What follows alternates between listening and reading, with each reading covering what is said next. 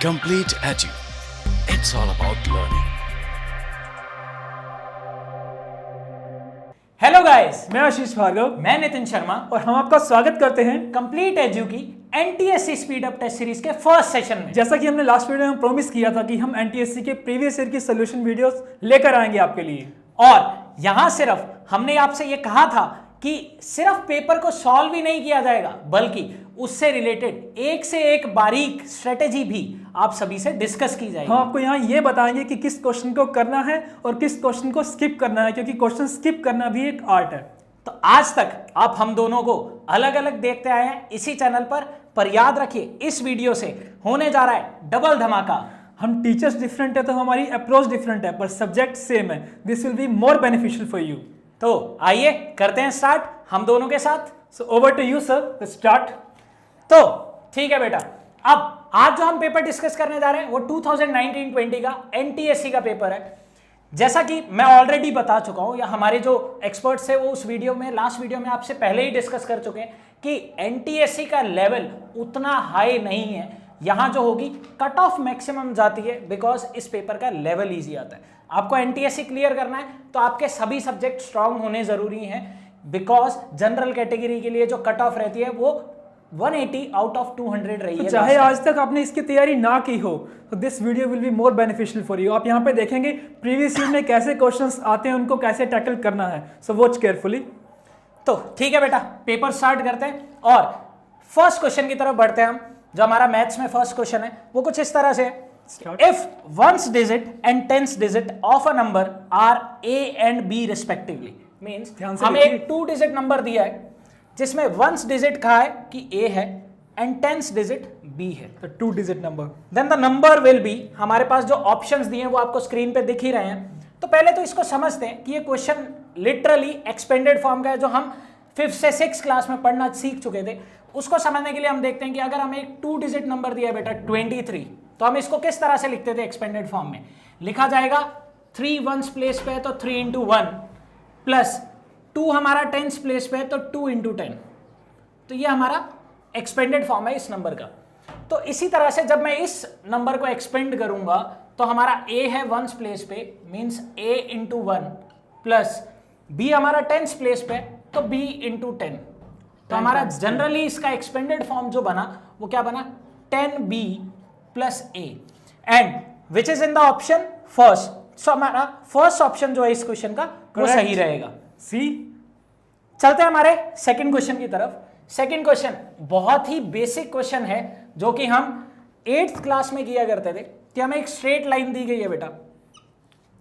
यहां पर 3 पॉइंट दिए हैं A, B और C। इस B पर एक रे इस तरह से और एक रे इस तरफ है। तो ये जो एंगल है पूरा ये 3 पार्ट्स में डिवाइड हुआ। ये है 2x, ये है 4x और ये है 30 डिग्री।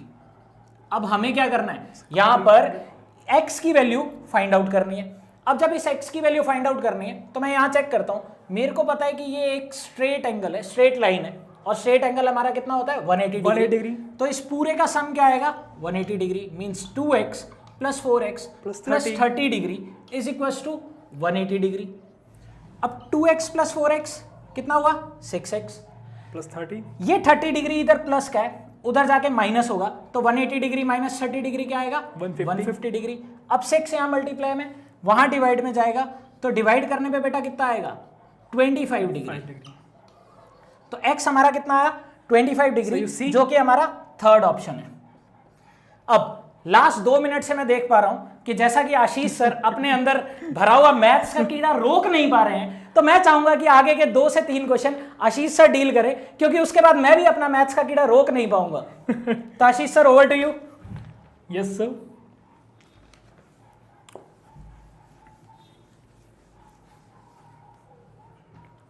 सो चलिए चलते हैं थर्ड क्वेश्चन की तरफ। और थर्ड क्वेश्चन में हमको गिवन है the sum of all interior angles of a heptagon is. एक heptagon you mean with a 7 side, a 7 sided polygon.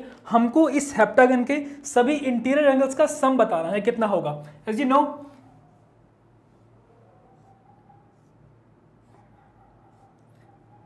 The angles we form here, this this this this this this and this, these are the exterior angles. और यहाँ पे हम बात करें इनके साथ वाले बनने वाले अंदर की तरफ के एंगल की, this this this this and this one, these are the interior angles. ये इंटीरियर एंगल है, और एक एक्सटीरियर और एक इंटीरियर, ये दोनों मिलके एक एंगल फॉर्म करते हैं टोटल 180 डिग्री का। Okay, so we have 7 pairs here, 1 2 3 4 5 6 7, then 180 multiply 7 is equals to, we get 0 6 12, 1 2 6 0। और इसमें से आप जानते हैं एक्सटीरियर एंगल के सभी किसी भी हेप्टागन या ऑक्टागन या नोनागन या डेकागन कोई भी हो, किसी भी पॉलीगन के एक्सटीरियर एंगल का सम 360 फिक्स रहता है। Then we need to subtract 360 from this, so you get 0 0, 12 minus 3 you get 9, 900। so correct option is 4th। तो यहां मैं चाहूंगा, जैसा कि मैंने कहा था कि डबल धमाका होगा इस वीडियो में, तो इसी क्वेश्चन को सॉल्व करने का एक मेथड मेरे भी दिमाग में है। जैसा कि आपने 8th क्लास के अंदर, मेरे को आज भी याद है कि 8th क्लास में हम बच्चों को पढ़ाया करते थे कि अगर एक n साइडेड पॉलीगन है तो सम ऑफ इंटीरियर एंगल्स का सीधा सीधा फॉर्मूला है n-2 into 180 degree.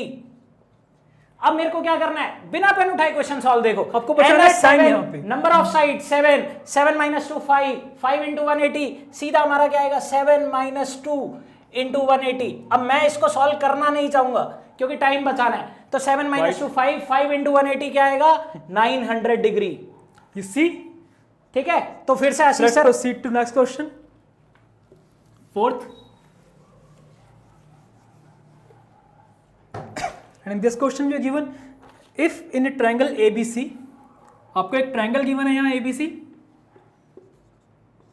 which is given AB equal to AC, we have given two sides equal and A equal to 70 degrees, then angle B, quite easy question, you know sum of all interior angles is equal to 180 degree, this is 70, means sum of these two angles must be 110 degree, these two angles। सो इनमें से दोनों equal है क्योंकि opposite sides के equal angle है, तो it means angle B कितना होगा 110/2, that is 55 degree, and your option is 2। So over to you sir. Thank you sir, कई देर से रुका हुआ था बटा और ज्यादा रुका नहीं जाता।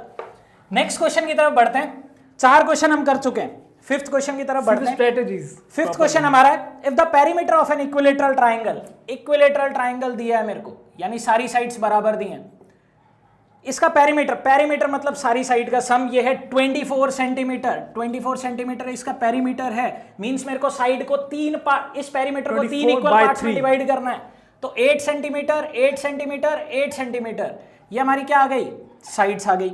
इसके बाद क्या कह रहे हैं, area of the triangle, area का फॉर्मूला मेरे को सीधा पता है √3/4 इंटू साइड स्क्वायर ए स्क्वायर, तो √3/4 इंटू साइड है हमारी 8 का स्क्वायर यानी 8 इंटू 8 लिख देता हूं, 4 1 जा 4, 4 2 जा 8, 8 2 जा 16 √3 सेंटीमीटर स्क्वायर, ये हमारा आंसर है। नेक्स्ट क्वेश्चन की तरफ बढ़ते हैं बेटा, if the volume of the cuboid is 3000 centimetre cube, volume दिया है मेरे को, वॉल्यूम किसका, क्यूबॉइड का volume L into B into H। अब ये तो देखो क्यूबॉइड तो मेरे दिमाग में सीधा ये रूम की इमेज आ रही है जहां हम खड़े हैं, वॉल्यूम ऑफ क्यूबॉइड मेरे को दिया है 3000 सेंटीमीटर क्यूब। अब वॉल्यूम मेरे को पता है क्या होता है, L into B into H, ये हमें कितना दिया है 3000। नेक्स्ट हमें क्या कहा है कि area of its base, base यानी जमीन, जमीन का एरिया यानी L इंटू B, ये एरिया ऑफ बेस है, ये हमें कितना दिया है, ये दिया हमें 150 सेंटीमीटर स्क्वायर, 150 सेंटीमीटर स्क्वायर, ये सेंटीमीटर क्यूब वॉल्यूम था। तो हमें क्या फाइंड करना है, हाइट ऑफ द क्यूबॉइड, सीधा दिख रहा है, इन दोनों को डिवाइड करेंगे, यहां L से L गया, B से B गया, H बराबर ये 0 से 0 गया, 15 2 जा 30 20 सेंटीमीटर, ये हमारी 20, क्वाइट इजी।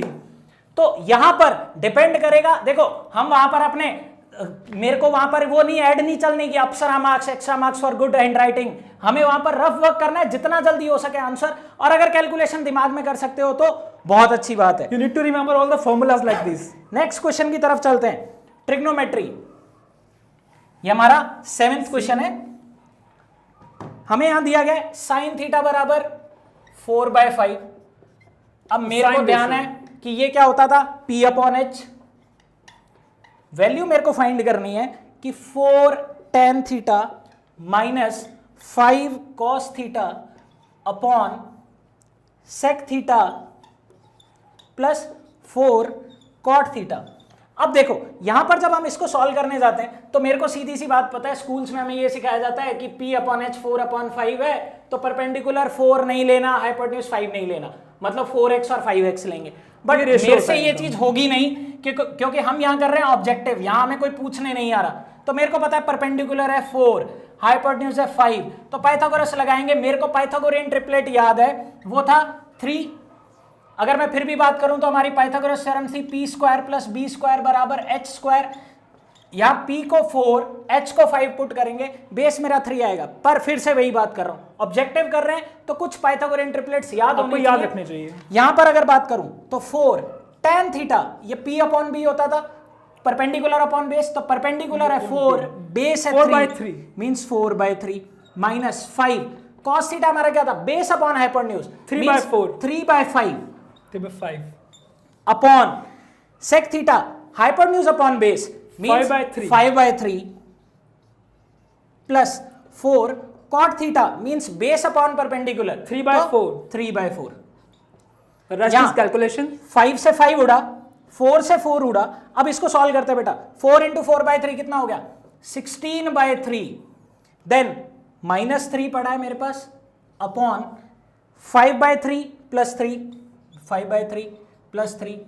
एलसीएम लूंगा ऊपर और नीचे, ऊपर एलसीएम लूंगा तो 16 - 9 बनेगा जो कि 7/3 आएगा, अपॉन नीचे एलसीएम लूंगा तो 5 + 9 बनेगा जो कि 14/3 आएगा। 3 से 3 उड़ा मींस 7/14 जो कि और कट के क्या आ गया 1/2।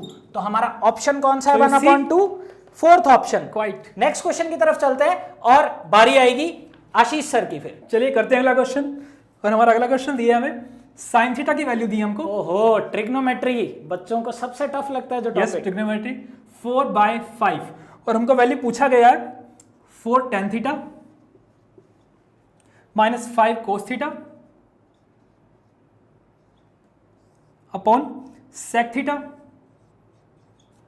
Plus 4 cot theta. अब 6 में से 5 तो ट्रिग्नोमेट्रिक रेशियो डाल दिया इसने, सभी निकालेंगे हम, देखिए कैसे कैसे।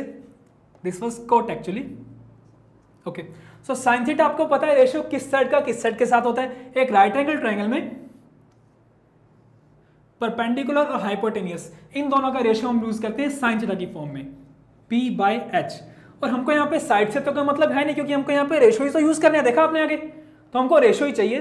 सो लेट्स सी, परपेंडिकुलर ध्यान से सुनना, साइड नहीं चाहिए, रेशियो चाहिए। परपेंडिकुलर है 4 और हाइपोटेन्यूज हमारा कितना हो जाएगा 5। और using Pythagoras we can say base will be 3। Pythagoras you know, hypotenuse square is equal to perpendicular square plus base square, इससे आप कैलकुलेट कर सकते हैं। अदरवाइज ये पाइथागोरन ट्रिपलेट 4, 3 एंड 5 ये आपको याद ही होना चाहिए डायरेक्ट अप्लाई करने के लिए। सो डालते हैं वैल्यूज। चलिए, जैसा कि सर ने कहा याद होना चाहिए ट्रिपलेट, ध्यान रखना। tan थीटा की वैल्यू, tan थीटा हमारा रेशियो होता है perpendicular by base, that is 4/3 minus 5 value of cos theta. cos हमारा रेशियो होता है बेस और हाइपोटेनियस, दैट इज 5/3 3/5 अपॉन ये गलती तुमने नहीं करनी, ध्यान रखना। sec थीटा वैल्यू होती है हमारे पास 5/3 and plus 4 cot theta reverse of tan, that is 3/4। बस अब तो बता आपने यहाँ देखा 5 से 5 कैंसिल, 4 से 4 कैंसिल, और यहाँ हमारे पास आएगा 4 4 16/3 माइनस 3 अपॉन में 5/3 प्लस 3। अब simple LCM, you see 3 3 9, 16 minus 9 you got 7/3 in the numerator and 5 3 3 9, 5 plus 9 14/3 in the denominator. This 3 3 cancel out और हमको मिलेगा 7/14 जो कट के आ जाएगा 1/2 के इक्वल। इतना बड़ा तो हमारा ऑप्शन क्या है आधा 1/2 second. Clear? So let's start next question. अगले क्वेश्चन में हमको दिया है, बताओ सर, जल्दी रुका ही नहीं जा रहा। ये क्वेश्चन रिलेट करता है with watch 2π degree radian degree and radian conversions, let's see. हमको दिया है क्वेश्चन में how much time minute hand of a clock will take to describe an angle of 2π/3 रेडियन। ये सर मजा आ जाएगा अगर कैमरामैन इस क्वेश्चन में घड़ी डाल देगा तो घड़ी से समझेंगे हम इसको। Minute hand of a clock, और हमको एंगल दिया है 2π/3 रेडियन। ये कौन सी बला आ गई दिमाग में आ रहा होगा, ये कौन सी बला आ गई? If this is the minute hand, यदि ये अपना कंप्लीट रेवोल्यूशन करती है तो एंगल टोटल कितना बनता है 2π रेडियन, और हमारे पास एंगल है कितना एक्चुअली 2π/3, मतलब कंप्लीट एंगल का कितना पार्ट 1/3। तो यदि मिनट हैंड एक कंप्लीट रेवोल्यूशन करने में कितना टाइम लेती है, 60 minutes to complete revolution. Complete revolution means complete 2π angle total. हमारे पास एंगल कितना है टोटल एंगल का 1/3, तो टाइम भी कितना लगेगा टोटल टाइम का 1/3। तो सर ठीक है, फिर वीडियो को यार ओके 1/3 टाइम बाद आए इसके। नो अभी हम सभी क्वेश्चन सॉल्व करेंगे। कैमरामैन घड़ी को आपका आंसर आया 20 minutes, that is option number 2। ठीक है, तो 20 मिनट का लैब देगा कैमरामैन यहां ओवर टू यू में। ठीक है सर, अब मैं बहुत देर से रोक नहीं पा रहा था सर अपने आप को। सर आपने डस्टर भी नीचे गिरा दिया सर, संभालो तो सही सर। चलो नेक्स्ट क्वेश्चन की तरफ मूव करते हैं। नेक्स्ट क्वेश्चन हमारा 9th क्वेश्चन, 8 क्वेश्चन हो चुके हैं। 9th क्वेश्चन हमारा इस सीरीज का कह रहा है if the least common multiple means LCM of two numbers, LCM of A and 510। आपको याद तो होगी नितिन सर की एलसीएम और एचसीएफ की वीडियो 23460 23460। ओहो बहुत बड़ी वैल्यू आ गई, अब ए निकाले कैसे? बड़ा नंबर दिया है काफी। HCF of two numbers A and 510, highest common factor is 2। ये बहुत ही छोटा दे दिया। अब ए के लिए मेरे को ऑप्शन दिया 92, 910, 52, 500। ठीक है, अब दिखने में क्वेश्चन बहुत बड़ा है, पर एनसीईआरटी में एक छोटा सा कंसेप्ट था कि HCF of two numbers A and 510 into LCM of two numbers A and 510 is equals to product of two numbers, means it will be a into 510. LCM multiply HCF is equals to first number multiply second number. तो HCF हमें क्या दिया है 2, LCM कितना दिया है 23460 is equals to a into 510. ठीक है, अब आई थिंक कैमरा में नीचे वाला बोर्ड नहीं आ रहा होगा, तो आगे चलते हैं। 510 में मल्टीप्लाई में तो यहाँ क्या आएगा डिवाइड में आएगा, डिवाइड में नीचे means 2 into 23460 upon 510 is equal to a। यहां 0 से 0 कैंसिल आउट हो गया। अब 2346 को 51 से डिवाइड करना है, कोई और सॉल्यूशन नहीं है। 3 से काटता हूं, ये कटेगा 17 पे, इसको 3 से काटूंगा 3 7 जा 21, 2 बचा 24, 3 8 जा 24, 6 आया 3 2 जा 6। नाउ 17 से काटूंगा, 17 1 जा 17, 17 4 जा 68, 4 जा 68, 10 बचा 102, 17 6 जा 102। ठीक है, यहां तक ठीक है, कोई प्रॉब्लम नहीं है। ना समझ आए तो बेटा हम डिवाइड करके देख सकते हैं। अब क्या है 2 into 46 means a is equals to 2 into 46 which will be 92. So according to the given question हमारा जो आंसर रहेगा वो रहेगा फर्स्ट ऑप्शन। और यदि आपको HCF और LCM में कोई प्रॉब्लम है तो आप इस लिंक पे ऊपर क्लिक करके हमारी HCF और LCM की वीडियोस को देख सकते हैं। आशीष सर आप भी ना किसी भी वीडियो का प्रमोशन छोड़ते नहीं हो किसी दूसरी वीडियो। बिल्कुल जरूरी है ये। चलो सर आए हमारे 10th क्वेश्चन पे। Discriminant of the quadratic equation, एक क्वाड्रेटिक इक्वेशन दिया हमें, उसमें आपके लिए चैलेंजिंग क्वेश्चन है 2√2x² प्लस 4x प्लस √2 बराबर 0। वैसे तो हम भेदभाव करते नहीं है, पर क्वेश्चन डिस्क्रिमिनेंट है तो करना पड़ेगा। सो डिस्क्रिमिनेंट कैपिटल डी, इसका जो हमारा फॉर्मूला था वो था b² - 4ac। अब a b और c क्या थे, अब a b c d भी सीखनी पड़ेगी। यहाँ पर a हमारा क्या था x² का कोफिशिएंट व्हिच इज 2√2, b हमारा क्या था x का coefficient which is 4 and c हमारा क्या था कांस्टेंट व्हिच इज √2। तो यहां पर वैल्यू पुट करते हैं, b की जगह वैल्यू पुट की दैट इज 4, तो 4 का स्क्वायर माइनस 4, a की जगह 2√2 एंड c की जगह हमारी क्या वैल्यू आई √2। बस अब तो क्या है प्रोडक्ट करना है और सब्ट्रैक्ट करना है। 4 का square 16 minus √2 into √2 2 into 2 4 4 into 4 16, तो आंसर आ गया 0। अब d बराबर 0 किसकी कंडीशन थी, रियल एंड इक्वल रूट्स की। हालांकि क्वेश्चन में पूछा नहीं है, पर क्या करें मैथ्स का कीड़ा है ना, रोका नहीं जाता। सो हमारा जो क्वेश्चन है वो है डिस्क्रिमिनेंट की value that is 0 means first option. So over to you Ashish sir. Sure sir. आज आशीष सर बड़े खुश लग रहे हैं। लेते हो तो छोड़ते नहीं हो सर क्वेश्चन हाथ में। क्या करें सर, आपसे ही सीखा है। यस इसके बाद हमारा अगला question, how many multiples of 3 are there in between 220 and 200। हमको दिया है क्वेश्चन में 20 और 200। सर इन दोनों काउंट करने बैठेंगे क्या बीच में? नो नो नो, हम निकालेंगे बिल्कुल। अरे मल्टीपल्स ऑफ 3 देखते हैं, मस्त चीज है। 20 और 200 के बीच में 3 के कितने मल्टीपल्स आएंगे? आपने गौर किया, ये क्वेश्चन आपका एपी का क्वेश्चन है, आपका फर्स्ट नंबर 20 जो सर ने बताया 10th की एनसीईआरटी में क्वेश्चन है ये। This will be your A first term, और लास्ट टर्म आपकी क्या होगी 200। यदि इसमें 3 का डिवाइड जाएगा तब होगी ना 200। आपको निकालना कैसे पड़ेगा? सी हम इसमें 200 का डिवाइड करते हैं, ध्यान से देखिएगा। 3 6 18 वी गेट 220, 3 6 18, रिमाइंडर इज 2। इसका मतलब 200 में 3 का डिवाइड कंप्लीटली नहीं जाता, रिमाइंडर क्या रह जाता है 2। यदि मतलब इसका मतलब यदि 200 में से 2 कम होता तो डिवाइड पूरा पूरा जाता, तो हमारा लास्ट नंबर क्या आएगा 3 से डिविजिबल? इससे जस्ट पहले 198। क्लियर?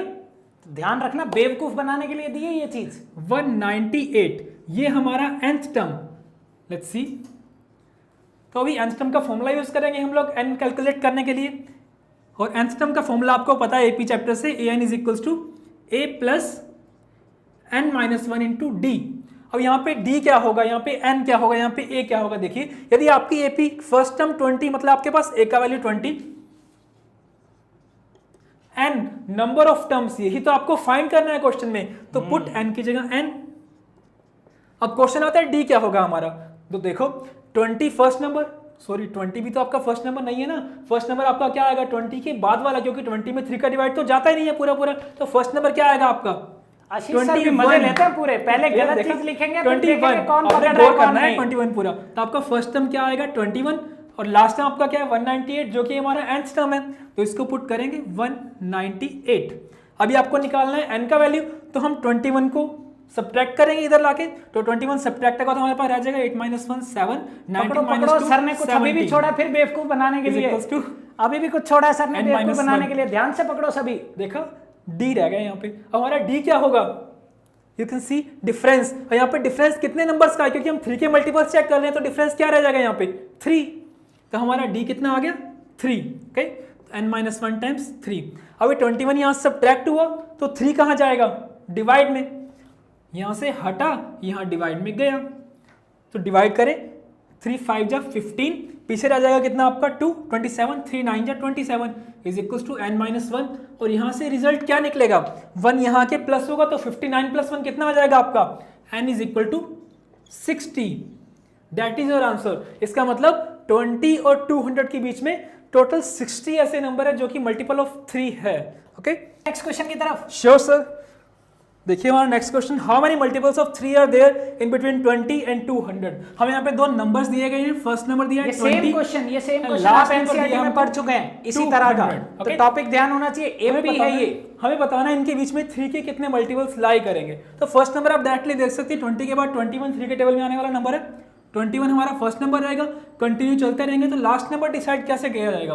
200 से पहले क्या क्या आता है 199, 198, 197, इन 3 में से आप डिसाइड कर सकते हैं इजीली 3 से डिविजिबल कौन सा होगा। 3 से डिविजिबिलिटी का रूल याद है आपको, सभी कोई भी नंबर दिए उसके सभी डिजिट्स का सम 3 से डिवाइड होना चाहिए। डिविजिबिलिटी रूल्स के लिए याद रखना, डिविजिबिलिटी रूल्स बहुत इंपॉर्टेंट टॉपिक है हमारा एनटीएससी के लिए। 198 आपका last number, this will form an AP जिसका फर्स्ट टर्म हमारा रहेगा 21 और लास्ट टर्म जिसको मैं बोलता हूँ an वो रहेगा हमारा 198।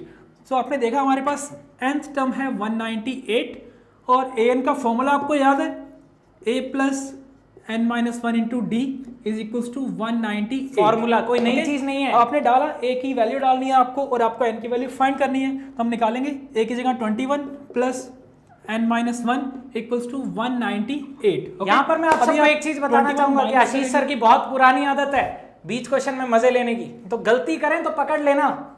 सर आप कुछ तो चांस दीजिए बच्चों को भी कमेंट करने के लिए। अरे सर रात को 1 बजे शूट हो रहा है और आपको कमेंट करने की पड़ी है। एक हमारा कैमरामैन पीछे सो चुका है, पहले तो उसको उठा, भाई साहब उठ जाओ। आप देखिए ध्यान से, मैंने यहाँ d का वैल्यू मिस किया था, d की जगह क्या आएगा हमारे पास कॉमन डिफरेंस 21 सेकंड टर्म जैसे 24, तो डिफरेंस हमारा क्या है यहाँ पे टर्म्स का 3, तो यहाँ पे d का जगह लिखा जाएगा 3। अभी हम इसे सॉल्व करेंगे n के लिए, ओके। तो n minus 1 times 3 is equals to, subtracting 21 we get 177, और 3 यहाँ से जाएगा तो डिवाइड में आएगा, and on dividing we get 59, और 1 1 जाके प्लस हो जाएगा, तो directly we get n is equals to 60। तो 60 नंबर ऑफ टर्म्स हमारा आंसर रहेगा। इसका मतलब 20 और 200 के बीच टोटल 60 नंबर्स ऐसे आएंगे जो कि 3 से डिविजिबल होंगे, ओके। तो चलिए चलते हैं नेक्स्ट क्वेश्चन की तरफ।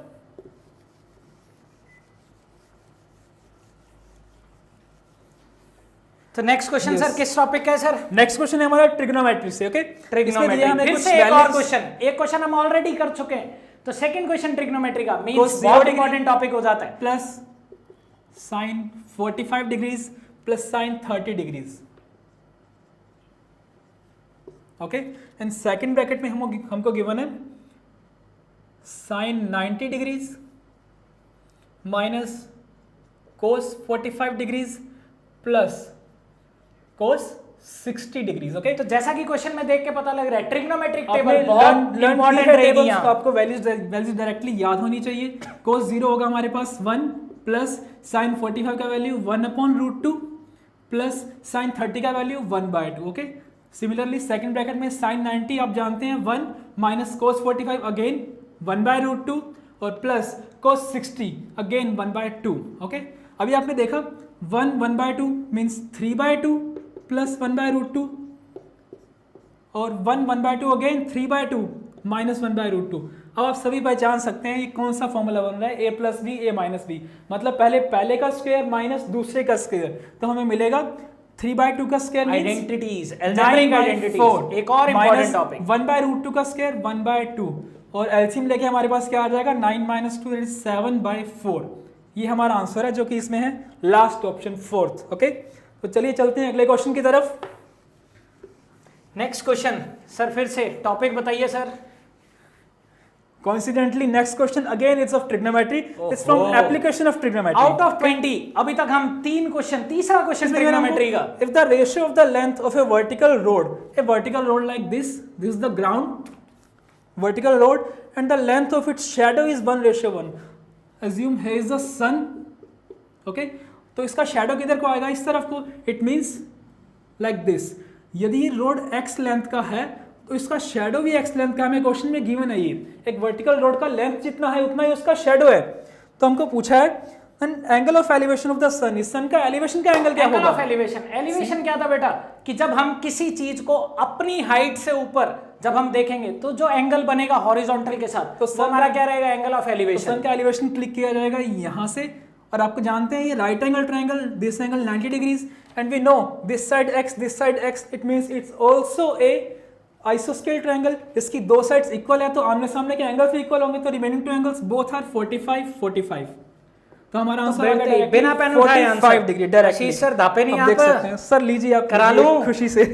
Thank you sir. चलते हैं, चलिए नेक्स्ट क्वेश्चन की तरफ। नेक्स्ट क्वेश्चन हमारे, हम ऑलरेडी 13 क्वेश्चन डिस्कस कर चुके हैं, हमारा जो 14th क्वेश्चन इस शीट का रहेगा किस टॉपिक से है सर? वो है बेसिकली सर देखो कोऑर्डिनेट ज्योमेट्री भी कह सकते हैं हम इसको, बेसिकली कोऑर्डिनेट ज्योमेट्री कहेंगे। अब यहाँ कोऑर्डिनेट ज्योमेट्री में दो चीजें, मेरा सजेशन ये रहेगा कि कोऑर्डिनेट ज्योमेट्री का जब भी क्वेश्चन आए तो पहले आइडिया से अपना ग्राफ प्लॉट कर लें। तो क्वेश्चन देखते हैं, quadrilateral formed by the vertices, 4 points दिया हमें 1,4 -5,4 कोऑर्डिनेट ज्योमेट्री 9 10 दोनों में है, -5, -3 एंड 1, -3। अब हमें ये बताना है कि इन चारों से जो क्वाड्रिलेटरल बनेगा वो स्क्वायर होगा, रेक्टेंगल होगा, रोम्बस होगा या नन ऑफ दीज का एक ऑप्शन। हमको शेप डिसाइड करना है यहाँ पे। हमने एक एस्टिमेशन लिया, पहला पॉइंट 1,4 मींस x की वैल्यू 1, y की वैल्यू 4, हमने कहा एस्टिमेशन से यहाँ आया अप्रोक्सीमेटली 1,4। नेक्स्ट हमारा है -5,4, तो -5 मींस ये, और 4 हमारा ये रहा, तो अप्रोक्सीमेशन से फिर मेरा ये पॉइंट मैंने एस्टिमेशन लिया, ये -5,4 आया। नेक्स्ट हमारा है -5, -3 थर्ड क्वाड्रेंट, तो -5, -3 मेरा ये पॉइंट आया straight -5 you can check x की वैल्यू सेम है यहाँ। देन नेक्स्ट 1, -3 मींस मेरा ये पॉइंट आया। अब जब मैं इनको ज्वाइन करूंगा तो मेरे को एक क्लियर कट समझ आ रहा है कि एंगल सारे 90 डिग्री के हैं, तो एटलीस्ट रेक्टेंगल तो होगा ही होगा। अभी आपने गेस कर लिया होगा मुझे लगा। पर यहां पर पॉइंट आता है साइड का, मेरे को साइड देखनी है। तो देखो बेटा 5 इधर है और 1 इधर है, तो टोटल हो गया 6। और यहां बात करूं तो 4 ऊपर है और 3 नीचे, तो टोटल कितना हो गया 7। अब ये टोटल मेरा है 6, 5 इधर 1 इधर, टोटल हुआ 6, ये 4 ऊपर 3 नीचे, टोटल हुआ 7। तो adjacent angles adjacent sides equal नहीं है, तो सिंपल सी बात है स्क्वायर नहीं होगा, तो ये हमारा क्या रहा रेक्टेंगल विद डिफरेंट साइड्स। तो हमारा क्या रहा रेक्टेंगल। ना मैंने साइड निकाली ना कुछ और किया, डिस्टेंस फार्मूला लगाने की जरूरत नहीं, सीधा क्वेश्चन सॉल्व इसका आंसर निकाल लिया डायरेक्टली। देन नेक्स्ट, इससे अच्छा और क्या हो सकता है। नेक्स्ट हमारा एक तरह से कोऑर्डिनेट ज्योमेट्री प्लस सर्कल्स का ये क्वेश्चन है, और बहुत ही सिंपल है। अगर मेरे को प्रॉपर्टीज याद रहे टेंजेंट की, क्या था, the point of concurrence of 3 interior angle bisectors. Angular bisector of A triangle, you can see ये एक ट्रायंगल है ए बी एंड सी। अब इसके एंगल बाइसेक्टर्स मेरे को बनाने हैं, तो मैंने एंगल ए का एंगल बाइसेक्टर बनाया, देन एंगल बी का एंगल बाइसेक्टर बनाया एंड एंगल सी का एंगल बाइसेक्टर बनाया। अब कह रहा है ये जिस पॉइंट पे मिलेंगे ये पॉइंट क्या होगा। हमें सबसे पहले एक प्रॉपर्टी याद होनी चाहिए कि अगर मैं यहां एक सर्कल ड्रॉ करता हूं तो ये जो साइड्स है इसको टच करता हुआ इसकी साइड्स को, तो ये जो साइड्स है ये टेंजेंट की तरह बिहेव करेंगी, इसको सर्कल ही मानना। इस सर्कल के सेंटर से जब मैं इस पॉइंट को ज्वाइन करूंगा तो ये एंगल बाइसेक्ट होता था। हमने ये 10th के एनसीईआरटी में प्रॉपर्टी पढ़ी है। तो सिंपल सी बात है, सर्कल अंदर है तो इन सर्कल और इन सर्कल का सेंटर इन सेंटर, तो हमारा ऑप्शन क्या रहेगा इन सेंटर। बिना सॉल्व किए सीधा डायग्राम से। नेक्स्ट चलते हैं हम। नेक्स्ट हमारा क्वेश्चन रहेगा 16th नंबर क्वेश्चन, जो कि हमारा सिमिलर ट्राइंगल से रिलेटेड है। यहां पर एक चीज और बताना चाहूंगा, सिमिलर ट्राइंगल्स में जब हमने पढ़ा था तो हमने एक चीज पढ़ी थी कि अगर दो ट्राइंगल सिमिलर हैं तो दोनों के एरियाज का रेशो उनकी साइड्स के रेशो के स्क्वायर के इक्वल आएगा, उनकी कॉरस्पॉन्डिंग अल्टीट्यूड्स के रेशो के स्क्वायर के इक्वल होगा, और उनकी कॉरस्पॉन्डिंग मीडियंस के भी रेशो के स्क्वायर के इक्वल रहेगा। तो अगर ये पॉइंट मेरे को याद है आप सभी काफी बहुत इजी हो जाएगा, और इसके प्रूफ हमारे एनसीईआरटी में है ऑलरेडी। तो क्वेश्चन हमारा है कि area of two similar triangles are 36 and 81। इसका एरिया है 36, इसका एरिया है 81, is equals to if the median of the smaller triangle, smaller triangle ये बिकॉज इसका एरिया छोटा है। अब मीडियन वाला पॉइंट यानी ये पॉइंट उठाना है मेरे को। Median of the smaller triangle यानी छोटे वाला ट्राइंगल ऊपर वाला है, उसकी मीडियन मेरे को दे रखी है 12 centimetre. Then the corresponding median of the larger triangle, इसकी मीडियन मेरे को बतानी है, यहां पर है स्क्वायर। तो ये स्क्वायर बेटा जब इधर आएगा क्या बनेगा, स्क्वायर रूट। 36 का स्क्वायर रूट 6, स्क्वायर इधर आके फिर स्क्वायर रूट बना, तो 81 का square root 9 is equal to 12 upon m2। Now it's quite easy, से काटा 3 2 जा 6, 3 3 जा 9, m2 को इधर लेके गए, 2 को इधर लाए, 3 को उधर लेके गए, तो m2 is equal to 12 into 3 upon 2। ठीक है, तो यहां पर जब मैंने इसको फिर अब मैं यहां ले आता हूं कैलकुलेशन को, हो सकता है कि आपको कैमरा में शो ना आ रही हो। Means m2 is equal to 12 into 3 upon 2, check कर लीजिए यही था। यहां पर जब मैंने कट किया तो 2 1 जा 2, 2 6 जा 12, means m2 is equal to 18 centimetre. तो हमारे सेकंड ट्राइंगल की मीडियन क्या है 18 सेंटीमीटर। तो नेक्स्ट हम चलते हैं। आशीष सर करवाना चाहेंगे क्वेश्चन? बिल्कुल सर, जरूर। ना तो करनी नहीं है अपना ने कभी, हद ही होगी सर, कभी तो मना कर दो। मैथ्स को ना कैसे कर सकते हैं चलो तो चलिए सर कराइए अगला क्वेश्चन। कैमरामैन साहब फोन छोड़ दीजिए प्लीज, आप भी समझ लो थोड़ा। यस देखिए हमारा next question is actually geometry से है। सर्कल की प्रॉपर्टीज आपको पता होनी चाहिए इसके लिए। तो हम पढ़ते हैं in the given figure this is the diameter. Next topic, next question हमारा ज्योमेट्री से है। ये देखिए सर, इसे बोलते हैं सर्कल, एग्जैक्ट सर्कल। अरे सर बड़ा एक्सपीरियंस है sir. Diameter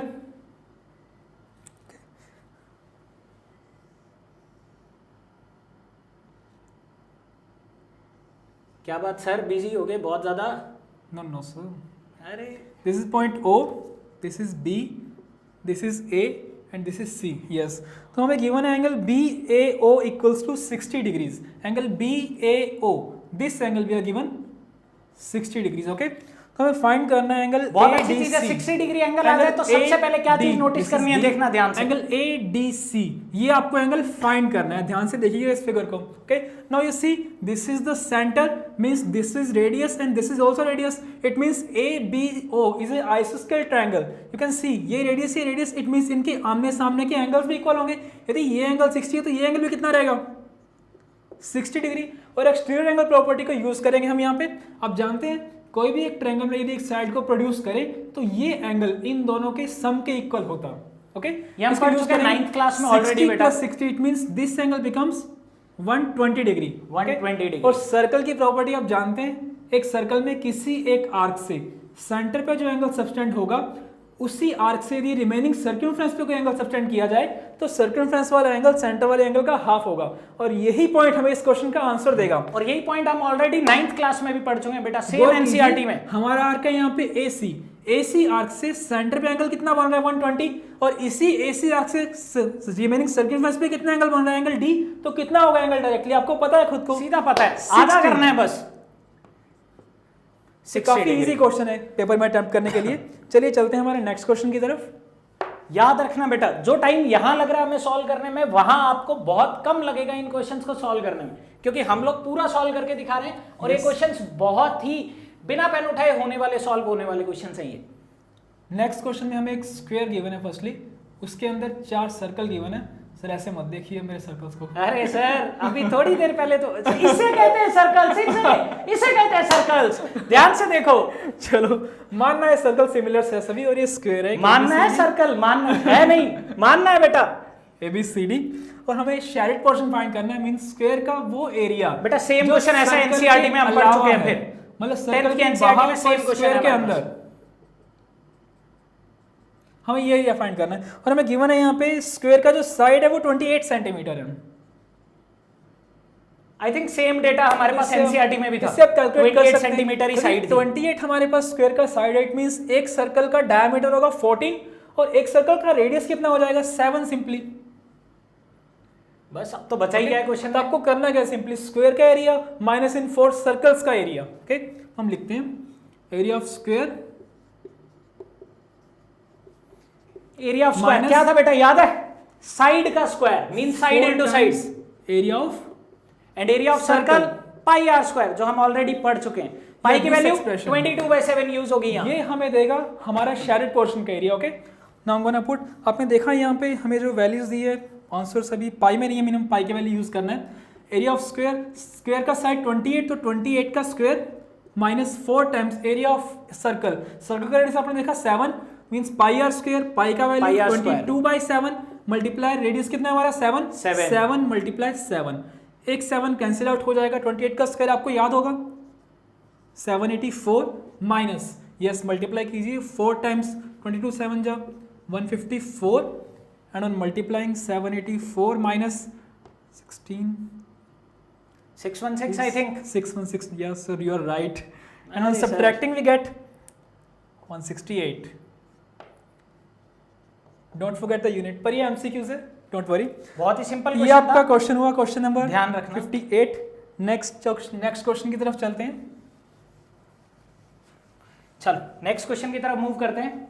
yes, and in the next question में गिवन है the mean of the first 8 prime numbers is, शुरू के 8 प्राइम नंबर्स का मीन हमें पूछा गया। दैट इज सो इजी, सिर्फ कैलकुलेशन है। अपनी बारी तो आशीष सर को बहुत अच्छे से याद रहती है कि सर को करवाना है, पर हमारी बारी भूल जाते हैं। सर लीजिए, सर लीजिए, आप लीजिए प्लीज सर, आप लीजिए बिल्कुल।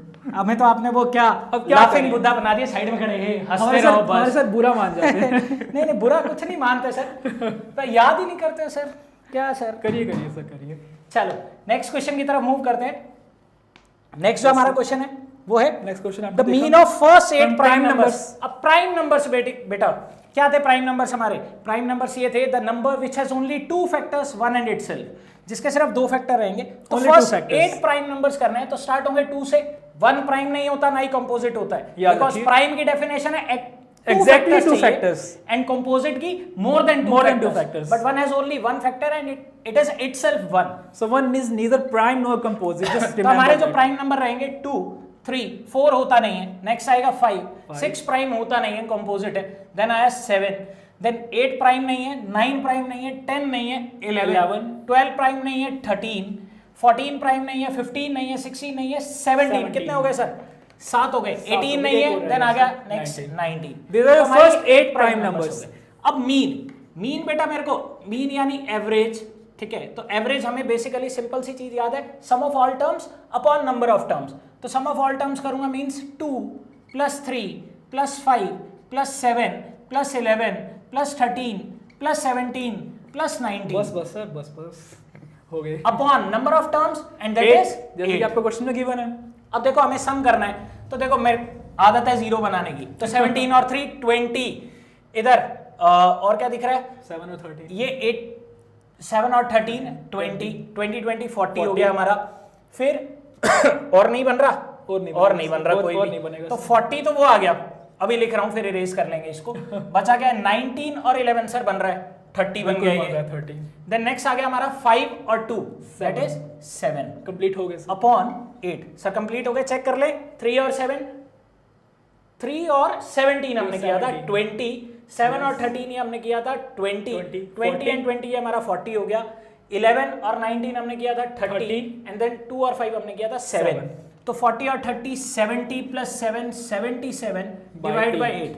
अब 8 से डिवाइड करना है, चेक कर लीजिए सर, कई बार करके दिखा दो। आंसर फ्रैक्शन में दिया होता है, हो सकता है सर। नहीं सर, पॉइंट में बेटा तो करना पड़ेगा, तो आपको करना पड़ेगा। हाँ, अब वो आपकी मजबूरी का फायदा उठाएगा। तो 8 9 जा 72 बेटा, 5 बचा, पॉइंट लगाया 0, फिर 8 6 जा 48, 2 बचा 0, 8 2 जा 16, 4 बचा, मैं यहाँ लिख रहा हूँ 4 बचा, 0 लगाया, बस 8 5 जा 40। काफी सर काफी। तो इसमें एक ही ऑप्शन है, 9 इसमें बच्चों इसमें एक ही ऑप्शन है, इसमें 9.6 से स्टार्ट हो रहा है, इट मींस हमारा आंसर पहले ही आ चुका है। 9.625 that is our answer. Sir Ashish sir थोड़ा साइड हो जाइए, बच्चों को आंसर देखते हैं। 9.625 that is our answer first option. तो चलते हैं नेक्स्ट क्वेश्चन की तरफ। नेक्स्ट क्वेश्चन हमारा लूडो। अब भाई साहब बहुत खेली है, लॉकडाउन में तो बहुत खेली है। तो चलो, अ डाइस थ्रोन वंस, एक बार फेंकिए गिट्टी। अब एक बार फेंकिए तो हमें पता है 1 2 3 4 5, इनको तो कोई देखता ही नहीं, इनको तो किसी ने देखना ही नहीं। सभी को तो अगला चाहिए, छठा, सभी को 6 चाहिए, सबको चाहिए 6 चाहिए हमें तो। अब भाई the probability of getting an even number on the dice. अब इवन नंबर क्या होता है? 2 का मल्टीपल। तो इवन नंबर आने की प्रोबेबिलिटी 2 4 और 6 ये मेरे फेवर में। मेरे को प्रोबेबिलिटी किसकी निकालनी है? इवन नंबर की। अब इवन नंबर का सिनेरियो देखो, हमें प्रोबेबिलिटी का बेसिक फंडा पता है, favourable events, number of favourable events ऊपर, टोटल नंबर ऑफ इवेंट्स नीचे। तो ऊपर फेवरेबल इवेंट्स कितने? 3, नीचे भाई साहब जो सबको पता है आपको 6, ये हमें चाहिए, ठीक है। अब काटा 3 से काटा 3 1 पे, 3 1 3 3 2 6, आंसर आ गया 1/2। बहुत ही सिंपल क्वेश्चन, 1/2 यानी थर्ड ऑप्शन। चलिए सर नेक्स्ट क्वेश्चन की तरफ, चलिए चलते हैं नेक्स्ट क्वेश्चन की तरफ। अरे सर, अरे क्या हो क्या आ गए हो? ये क्या भाई साहब, कौन सी राम कहानी है ये? Guys this is history, this is not our part. 1 minute, history है क्या? काली दशा पता नहीं भाई साहब। ओके, मेरे तो हाथ जोड़े, ठीक है। तो मिलते हैं बेटा नेक्स्ट वीडियो में। पेपर बहुत ही आसान लगा नेक्स्ट होगा पेपर के साथ। हाँ, आगे वाला हमें तो पता नहीं, पर मैथ्स का पेपर तो बहुत आसान लगा। तो मिलते हैं नेक्स्ट वीडियो में।